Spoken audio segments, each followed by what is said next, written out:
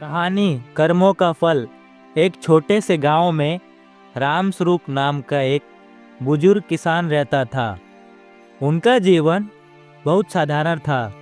सुबह उठकर खेत में काम करना, गाय भैंसों की सेवा करना और गांव के बच्चों को ईमानदारी का पाठ पढ़ाना। रामस्वरूप का मानना था, मनुष्य चाहे जैसा भी हो, उसके कर्म ही उसका असली धन है। गांव वाले भी उसका बहुत सम्मान करते थे। लेकिन उसका बेटा मदन लाल बिल्कुल उल्टा स्वभाव का था। वह मेहनत से भागता, दूसरों की चीजें हड़पना चाहता और आसान रास्तों से अमीर बनना चाहता था। एक दिन गांव में सेठ जी का बड़ा अनाज भंडार खुला। सेठ जी गांव वालों को उधार पर अनाज देते। मदन लाल ने सोचा, अगर मैं थोड़ा पैसा चुराकर सेठ जी से दुगना मुनाफा का काम करूं तो जल्दी अमीर बन जाऊंगा। उसने चोरी चोरी सेठ जी के थैली से पैसे निकाल लिए। कुछ दिन तक ऐसा करता रहा, लेकिन धीरे धीरे उसे चोरी की लत बढ़ गई। रामस्वरूप ने उसे समझाया, बेटा, बुरे कर्म का फल देर सबेर मिलता ही है। दूसरों का हक छीनकर सुख कभी टिकता नहीं। पर मदन लाल बहुत लालची था। उसे अंधेरा छा चुका था। कुछ महीने बाद गांव में अकाल पड़ गया। पानी की कमी से खेत सूखने लगे।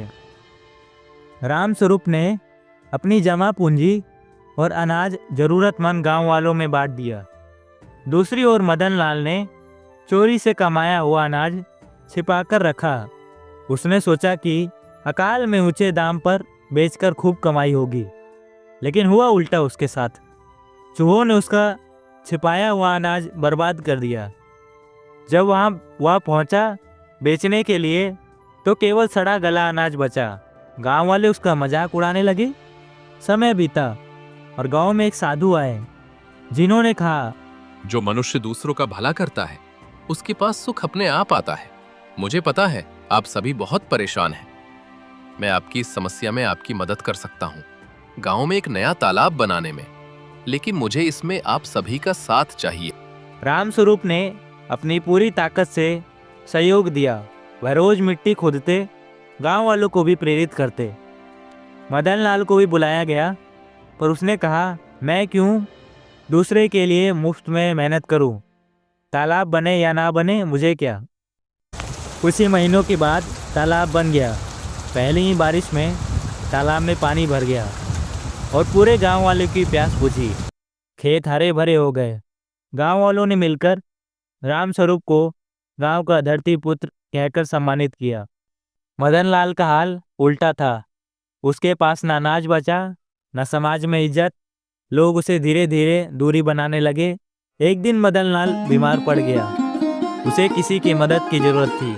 गांव वाले सोचते थे कि भाई जिसने कभी किसी का भला नहीं किया उसके लिए हम भी क्यों कुछ करें। तभी रामस्वरूप आगे आए और बोले, पुत्र चाहे जैसा भी हो, वो मेरा ही है।